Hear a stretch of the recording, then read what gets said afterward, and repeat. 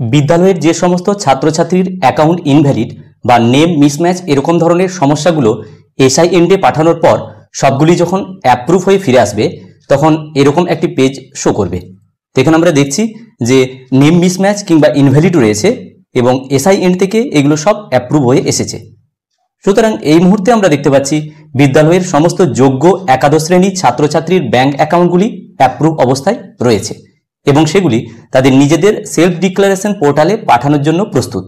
সুতরাং এই মুহূর্তে ছাত্রছাত্রীদের সেলফ ডিক্লারেশন পোর্টালে পাঠানোর জন্য একজন বিদ্যালয় প্রধানকে কোন কোন স্টেপের মাধ্যমে যেতে হবে সেই সংক্রান্ত একটি ছোট্ট আলোকপাত করার জন্য আজকের এই ভিডিও, এবং পরবর্তী একটি ভিডিওতে ছাত্রছাত্রীরা কিভাবে তাদের নিজস্ব সেলফ ডিক্লারেশন পোর্টালে লগ ইন করবে এবং আধার ভেরিফিকেশনের মাধ্যমে কাজটি সম্পন্ন করবে সেই সংক্রান্ত বিষয় নিয়ে আলোচনা করব।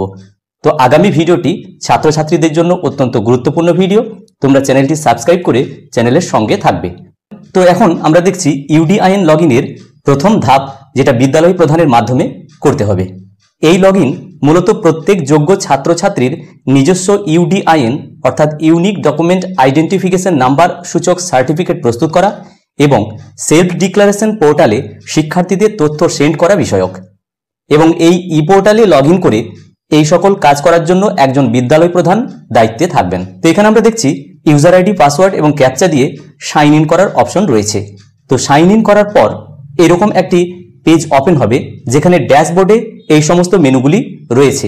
তো প্রথম মেনুতেই রয়েছে send student data to self declaration portal, অর্থাৎ ছাত্রছাত্রীদের ডেটাগুলো ওদের সেলফ অথেন্টিকেশনের জন্য ডিক্লারেশন পোর্টালে পাঠানোর জন্য এই মেনু রয়েছে।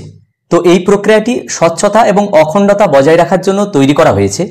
সেলফ ডিক্লারেশন পোর্টালে শিক্ষার্থীদের তথ্য সেন্ড করার মাধ্যমে সিস্টেমটি নিশ্চিত করে যে সমস্ত তথ্য যাচাই করা হয়েছে এবং সম্মতি দেওয়া হয়েছে, যা বিদ্যালয় এবং শিক্ষার্থীদের উভয়কেই অপব্যবহার এবং ত্রুটি থেকে রক্ষা করবে।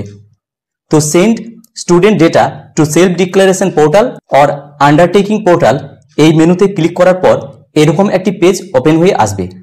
তো এই পেজে আমরা দেখছি বাঁদিকে টিক আনটিক করার জায়গা রয়েছে, সিরিয়াল নাম্বার, স্টুডেন্টদের কোড, নাম, এই সমস্ত তথ্যগুলো এখানে রয়েছে এবং ডান দিকে স্ট্যাটাস বারে রয়েছে পেন্ডিং আর নো অ্যাকশন।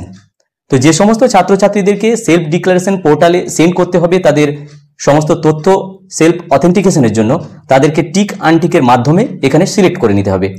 অর্থাৎ টিক করা ছাত্রছাত্রী যেগুলো রয়েছে তাদেরকে সেলফ ডিক্লারেশনের জন্য পাঠানো হচ্ছে তাদের নিজস্ব পোর্টালে। তাই নিচে এখানে ফরওয়ার্ড ফর সেলফ ডিক্লারেশন বাটনে ক্লিক করতে হবে। এই পদক্ষেপটি অত্যন্ত গুরুত্বপূর্ণ, কারণ এটি আনুষ্ঠানিকভাবে প্রতিটি শিক্ষার্থীর তথ্য যাচাই এবং সেলফ ডিক্লারেশন প্রক্রিয়া শুরু করে।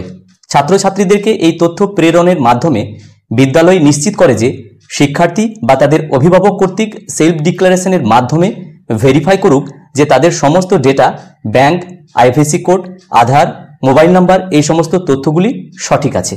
তো যাই হোক, ক্লিক করা হলো ফরওয়ার্ড ফর সেলফ ডিক্লারেশনে তাদের নিজস্ব পোর্টালে পাঠানোর জন্য। এর পরের কাজটি সম্পূর্ণরূপে ছাত্রছাত্রীদের এন্ডের কাজ। তাদের রেজিস্টার মোবাইলে একটি লিঙ্ক যাবে যার মাধ্যমে সেলফ ডিক্লারেশনের কাজটি তাদেরকে করতে হবে।